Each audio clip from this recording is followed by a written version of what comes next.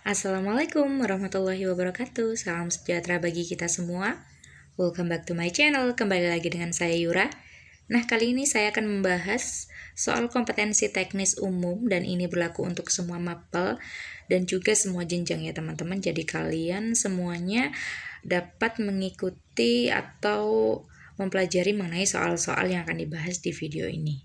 Nah, bagi kalian yang belum subscribe channel ini, silakan di-subscribe dahulu agar tidak ketinggalan pembahasan soal yang berkaitan dengan tes P3K. Mari kita lihat soalnya. Soal nomor 1.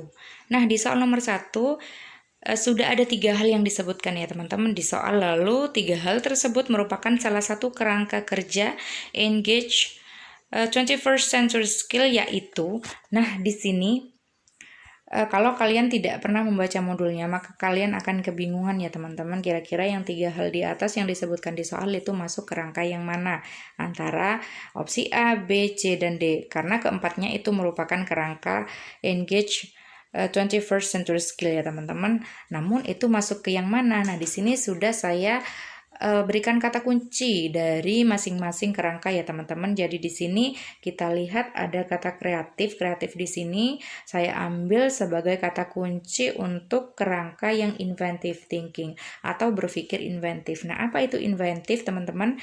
Nah, inventif itu artinya adalah berdaya cipta atau kreatif.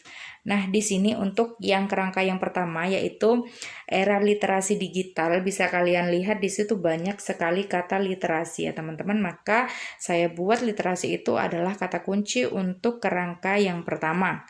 Lalu untuk kerangka yang kedua, berpikir inventif yang artinya berdaya cipta atau kreatif, maka di situ ada kata kreativitas, kita jadikan kata kunci ya teman-teman. Nah, untuk kerangka yang ketiga, effective communication, di situ komunikasi yang efektif ya, teman-teman. Jadi, di sini juga ada kata komunikasi ya, teman-teman. Jadi, komunikasi itu kita jadikan kata kunci. Lalu, kerangka yang keempat adalah produktivitas tinggi, di situ juga ada kata produk.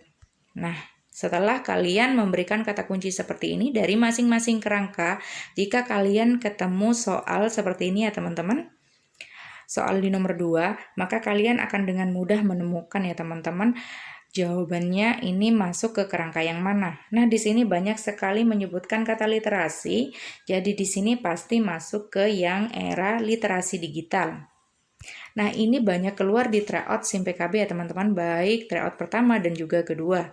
Nah, di sini kita lihat soal nomor 3 masih mengenai materi yang sama. Di situ juga diberikan 3 hal. Jadi yang 3 hal di atas itu masuk ke kerangka kerja yang mana?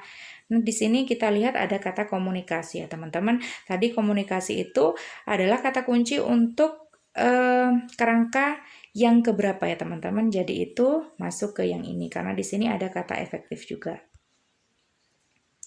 Nah, soal terakhir di materi ini yaitu soal keempat. Jadi di sini kita lihat ada kata produk ya teman-teman. Jadi produk itu adalah kata kunci untuk kerangka yang high productivity ya teman-teman. Jadi produktivitas tinggi. Nah, jika kalian sudah memberikan kata kunci di masing-masing kerangka, maka kalian bisa dengan mudah menemukan jawabannya ya teman-teman. Soal nomor 5. Instrumen tes tertulis dikembangkan atau disiapkan dengan mengikuti langkah-langkah berikut kecuali. Nah, kalian harus fokus, jadi yang diminta adalah kecuali. Artinya, dari kelima opsi yang tersedia, ada salah satu yang bukan merupakan langkah-langkah untuk menyiapkan instrumen tes tertulis. Di situ yang bukan merupakan langkah-langkahnya adalah yang E ya teman-teman, jadi soal itu tidak perlu dievaluasi. Jadi sebenarnya opsi di atasnya itu sudah urut. Yang pertama adalah menganalisis KD dan IPK. Lalu kalian menetapkan tujuan penilaian. Jadi misalnya untuk mengetahui capaian pembelajaran atau untuk memperbaiki pembelajaran. Jadi misalnya sumatif atau formatif. Lalu kalian menyusun kisi-kisi soal, setelah itu menulis soalnya berdasarkan kisi-kisi yang sudah kalian susun dan harus berdasarkan kaidah penulisan soal. Nah, di sini kaidah penulisan soal sudah saya bahas di video sebelumnya, berikut juga contoh soalnya ya teman-teman. Jadi kaidah penulisan itu ada konstruksi, bahasa, dan juga materi ya teman-teman. Jadi yang bukan adalah yang E. Ini saya ambilkan sumbernya dari modul P3K Pedagogik SIM PKB. Jadi di situ yang pertama harus dilakukan adalah menganalisis KD dan IPK, lalu menetapkan tujuan penilaian, menyusun kisi-kisi, menulis soal, dan menyusun pedoman penskoran. Jadi tidak mengevaluasi soal.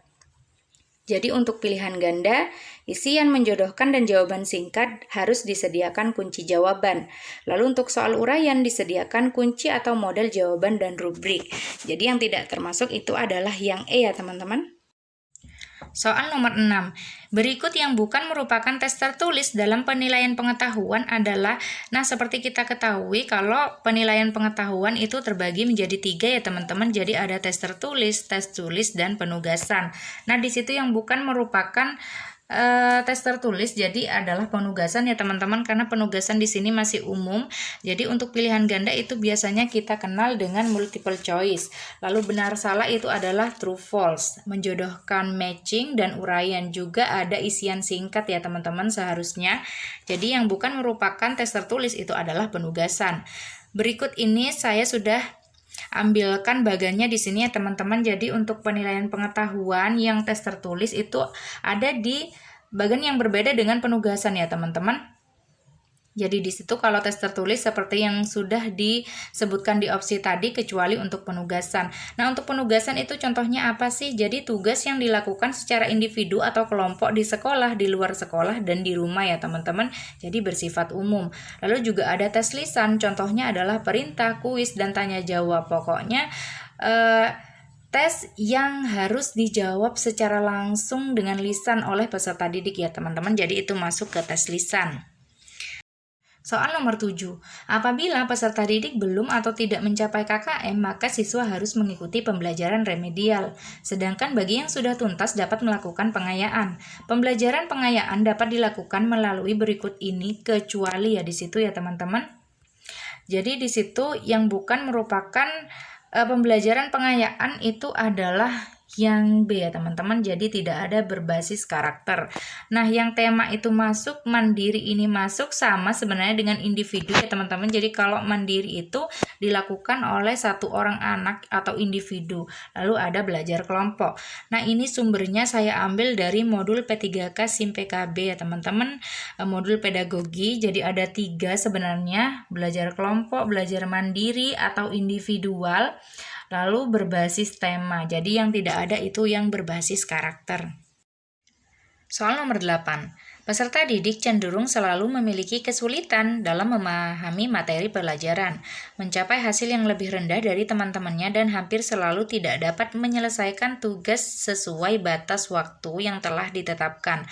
Adalah pengertian dari, nah di sini kita lihat ciri-cirinya adalah mencapai hasil yang lebih rendah daripada teman-temannya. Berarti anak ini agak lambat perkembangannya ya teman-teman dalam hal pelajaran.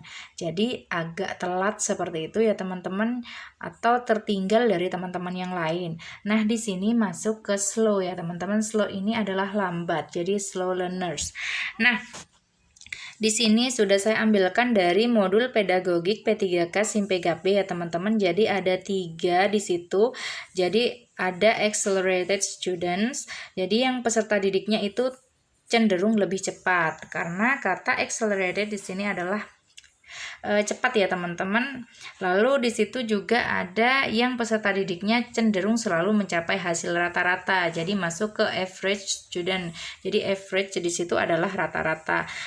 Dan yang sesuai soal tadi memiliki kesulitan dalam memahami materi dan mencapai hasil yang lebih rendah dari teman-temannya, berarti dia itu lambat ya teman-teman, atau tertinggal seperti itu. Jadi masuk ke slow learners.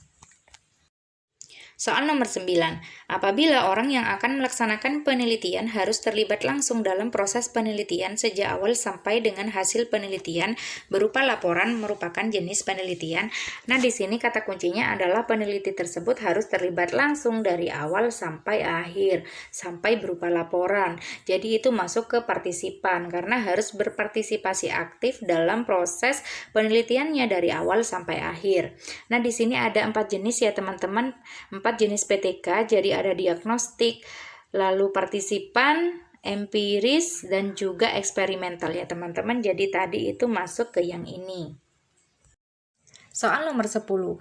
Peneliti atau guru berupaya menerapkan berbagai macam pendekatan, model, metode, atau strategi pembelajaran secara efektif dan efisien di dalam suatu kegiatan belajar mengajar merupakan PTK jenis. Nah, di sini kata kuncinya adalah menerapkan berbagai macam pendekatan, model, metode, atau strategi ya teman-teman. Jadi itu masuk ke eksperimental, karena kalau eksperimental ini adalah percobaan ya teman-teman. Jadi guru itu mencoba untuk menerapkan berbagai macam pendekatan, model, metode, dan strategi dalam pembelajaran. Nah, soal nomor 11, dalam menyusun laporan PTK, masalah penelitian ditulis atau disajikan di bagian. Nah, kalau masalah penelitian itu ditulis dalam pendahuluan ya, teman-teman.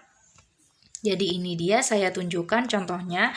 Jadi ada judul PTK itu penggunaan metode diskusi untuk meningkatkan hasil belajar IPA pada siswa kelas 4 SDN Sambi 4 ya teman-teman, tahun pelajaran 2009-2010. Nah, di situ kita lihat di bab 1 itu adalah pendahuluan ya teman-teman. Jadi ada rumusan masalah di situ. Soal nomor 12. 4 langkah pokok dalam PTK dengan urutan yang paling benar adalah, nah yang pertama harus dilakukan itu adalah kegiatannya planning ya teman-teman, atau merencanakan.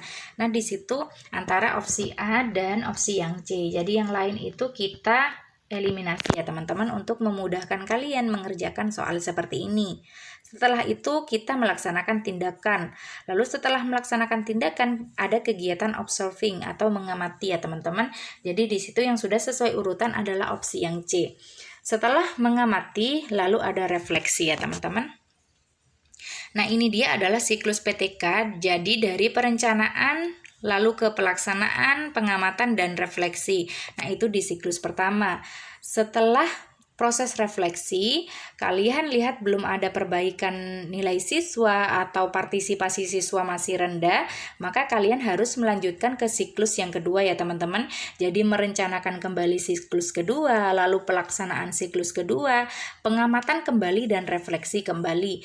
Jika saat refleksi kalian belum menemukan perbaikan siswa, maka harus dilanjutkan ke siklus berikutnya ya teman-teman, yaitu siklus ketiga. Namun jika sudah terlihat nilai siswa itu naik dari satu kelas seperti itu, sudah banyak yang bagus, semuanya naik, dan juga partisipasi mereka meningkat, aktif, maka siklus kedua bisa dihentikan ya teman-teman. Jadi sudah sampai di situ, dan bisa dibuktikan bahwa penerapan suatu model pembelajaran itu dapat meningkatkan nilai siswa dan juga partisipasi siswa.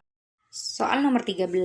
Tindakan perbaikan dilanjutkan ke siklus kedua apabila siklus pertama. Nah, ini seperti yang saya sudah bahas sebelumnya ya teman-teman. Jadi siklus 2 itu harus dilakukan apabila siklus 1 itu belum berhasil ya teman-teman. Belum berhasil berarti belum menunjukkan perbaikan pada nilai siswa maupun partisipasi siswa. Nah, di situ kalau sudah berhasil seharusnya itu berhenti di siklus pertama ya teman-teman. Jadi tidak perlu dilanjutkan kepada siklus kedua. Soal nomor 14. Perbedaan antara PTK dengan non-PTK ditinjau dari hasil akhir yang ingin dicapai terletak pada. Nah, di sini kata kuncinya adalah tinjauannya dari hasil akhir yang ingin dicapai ya teman-teman. Jadi kalau PTK itu hal yang ingin dicapai identik dengan perbaikan hasil belajar siswa. Jadi seperti yang sudah saya jelaskan sebelumnya, kalau PTK itu ada siklus-siklus ya teman-teman. Jadi siklus 1 itu terdiri dari merencanakan, lalu melaksanakan, mengamati, dan refleksi. Nah, pada kegiatan refleksi ditemukan bahwa belum ada perbaikan hasil belajar siswa, maka harus dilanjutkan ke siklus yang kedua, siswa. Nah, di sini sudah saya tampilkan tabel mengenai perbandingan PTK dan yang penelitian kelas non-PTK ya teman-teman. Jadi kalau yang PTK itu dilakukan oleh guru yang bersangkutan. Namun kalau yang non-PTK itu orang luar dan juga peneliti. Misalnya mahasiswa yang sedang melakukan penelitian ya teman-teman, atau kadang orang dari luar negeri yang melakukan penelitian ya teman-teman, yang mungkin juga merupakan guru di sana. Juga di sini munculnya masalah kalau yang PTK itu dirasakan oleh guru yang bersangkutan ya teman-teman. Jadi dia yang paling tahu apa masalah yang dihadapi siswanya seperti itu. Jadi dia merencanakan penerapan suatu metode, strategi, model, dan lain sebagainya. Kalau yang non-PTK itu dirasakan oleh orang luar. Orang luar tadi bisa peneliti, bisa mahasiswa yang sedang meneliti, dan lain sebagainya. Nah, di situ juga ciri utamanya kalau yang PTK itu ada tindakan untuk perbaikan yang berulang sebagai guru dan peneliti. Namun kalau yang non-PTK itu belum tentu ada ya teman-teman.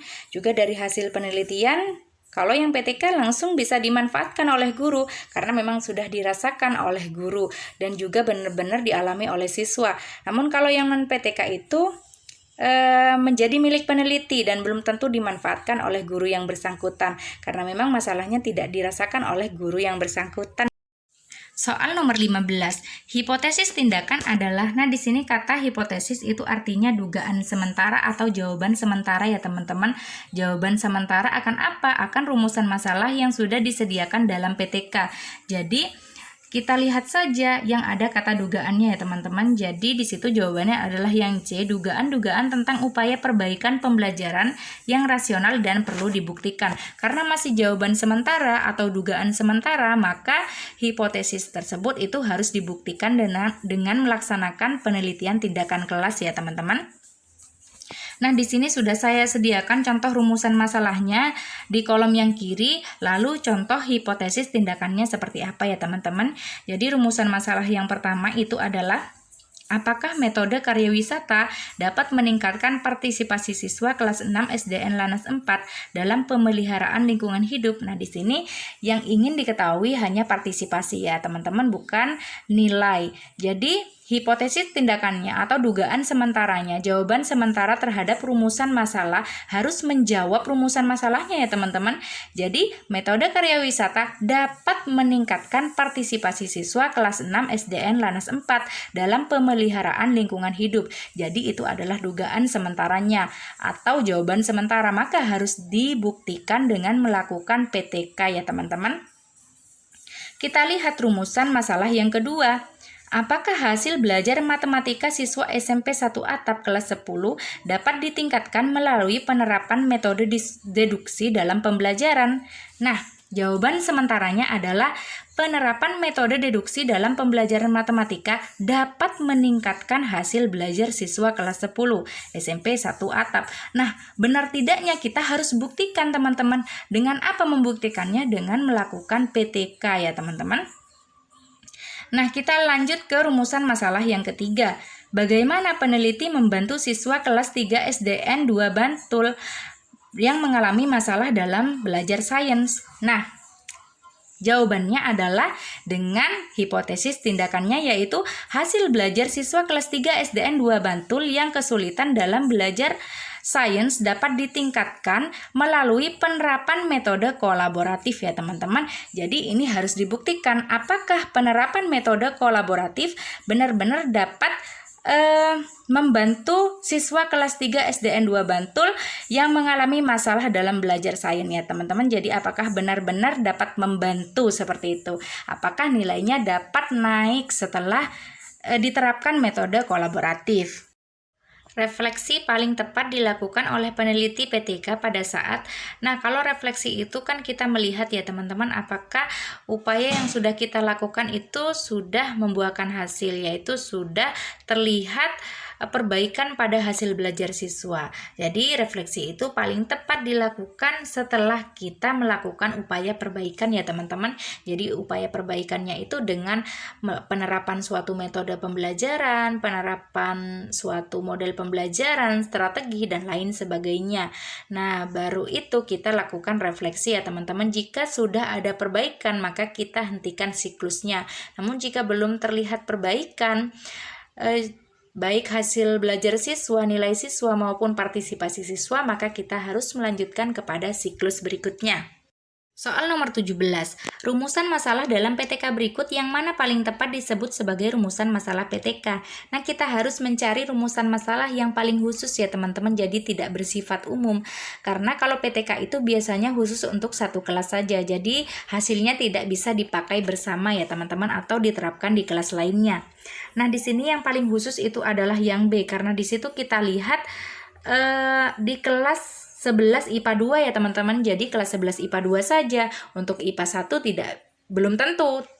bisa diterapkan seperti itu ya teman-teman. Di kelas IPA 3 misalnya juga belum tentu bisa diterapkan. Jadi bersifat khusus seperti itu. Nah, kita lihat opsi yang A, di situ ada kata pengaruh, ini identik dengan penelitian eksperimen justru ya teman-teman, bukan PTK. Nah, di situ juga kelas 11 SMA Negeri 2 Boyolali. Nah, ini sangat luas ya teman-teman. Jadi kalau kelas 11 itu bisa IPA, IPS, juga banyak kelas bisa-bisa ya teman-teman. Jadi kalau PTK itu tidak bersifat umum. Juga kita lihat opsi yang C ini juga terlalu umum. Jadi jawaban yang paling tepat itu adalah yang B ya teman-teman. Soal nomor 18, judul PTK harus menggambarkan, nah di sini harus menggambarkan upaya perbaikan pembelajaran ya teman-teman, misalnya dengan penerapan suatu metode, penerapan suatu model pembelajaran, atau strategi pembelajaran. Nah contohnya harus menggambarkan upaya perbaikan pembelajaran tuh bagaimana sih? Nah seperti ini ya teman-teman, itu adalah contoh judul PTK-nya ya teman-teman.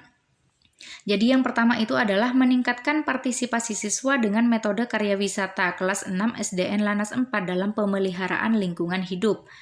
Nah, kita lihat di situ caranya untuk membuat judul, yaitu gampangnya kita anggap siswa yang perlu perlakuan seperti itu ya teman-teman, atau perlu perbaikan itu kita umpamakan adalah siswa yang sakit ya teman-teman. Jadi siapa yang sakit untuk judul PTK yang pertama? Jadi siswa kelas 6 SDN Lanas 4. Nah, lalu apa sakitnya? Nah, mereka itu partisipasinya dalam pemeliharaan lingkungan hidup kurang. Maka dari itu perlu ditingkatkan. Nah, cara meningkatkannya dengan apa? Apa obatnya? Yaitu metode karya wisata. Seperti itu ya teman-teman. Gampangnya seperti itu untuk membuat judul PTK. Nah, kita lihat judul PTK yang kedua. Penerapan metode deduksi dalam pembelajaran untuk meningkatkan hasil belajar matematika siswa kelas 10 A2 SMP 1 Atap. Nah, ini sudah saya perbaiki ya teman-teman agar menjadi lebih khusus seperti itu, karena sifat PTK itu adalah satu kelas atau proposif seperti itu, tidak bisa penerapannya itu digunakan untuk kelas lainnya ya teman-teman, jadi khusus untuk satu kelas yang diteliti. Nah, kita lihat judul PTK yang ketiga. Metode kolaboratif sebagai upaya meningkatkan hasil belajar siswa kelas 3 SDN 2 Bantul dalam pembelajaran sains. Nah, di sini kita lihat siapa yang sakit untuk judul PTK yang ketiga ya teman-teman. Jadi yang sakit itu adalah siswa kelas 3 SDN 2 Bantul. Apa sakitnya? Yaitu hasil atau capaian belajar siswa kurang ya teman-teman, maka dari itu perlu ditingkatkan. Nah, apa obatnya? Apa upaya peningkatan hasil belajar siswanya? Yaitu menggunakan metode kolaboratif ya teman-teman. Soal nomor 19, mengetahui proses tindakan, pengaruh tindakan, baik yang disengaja dan tidak disengaja, keadaan dan kendala tindakan, bagaimana keadaan dan kendala tersebut menghambat atau mempermudah tindakan dan pengaruhnya merupakan kegiatan PTK pada langkah. Nah, di sini kita lihat mengetahui proses tindakan ya teman-teman dan pengaruh tindakan. Jadi tidak mungkin pada kegiatan merencanakan dan juga melaksanakan ya teman-teman, pasti itu adalah kegiatan selanjutnya yaitu mengamati. Kita lihat di sini juga kita melihat bagaimana keadaan dan kendala tersebut menghambat atau mempermudah tindakan. Jadi di sini adalah kegiatan observing atau mengamati ya teman-teman. Nah, di sini soal terakhir yaitu soal 20, karena mau cepat selesai pada saat penelitiannya masih harus dilanjutkan ke daur ketiga atau siklus ketiga. Pak Irsan sudah menghentikannya hanya sampai daur kedua. Ia kemudian menyusun laporan PTK dan melaporkan bahwa tindakan perbaikannya sudah menunjukkan hasil positif. Sesuai etika penulisan laporan, Pak Irsan telah mengabaikan. Nah, di sini kata kuncinya adalah masih harus dilanjutkan ke daur 3. Namun Pak Irsan menghentikannya hanya sampai daur 2, padahal berarti kalau harus dilanjutkan ke siklus yang ketiga, berarti di siklus yang kedua belum berhasil ya teman-teman, atau belum terlihat capaian belajar siswa yang maksimal atau yang diinginkan ya teman-teman, tidak ada peningkatan baik hasil belajar, nilai maupun partisipasi. Namun di sini Pak Irsan menghentikannya sampai di siklus kedua, dan juga dia di dalam laporannya menunjukkan bahwa hasilnya sudah positif di siklus 2, maka di sini Pak Irsan telah mengabaikan kejujuran dalam PTK-nya ya teman-teman. Nah, sampai di sini semoga bermanfaat, semoga lulus P3K. Jangan lupa di komen, like, dan juga subscribe. Wassalamualaikum warahmatullahi wabarakatuh.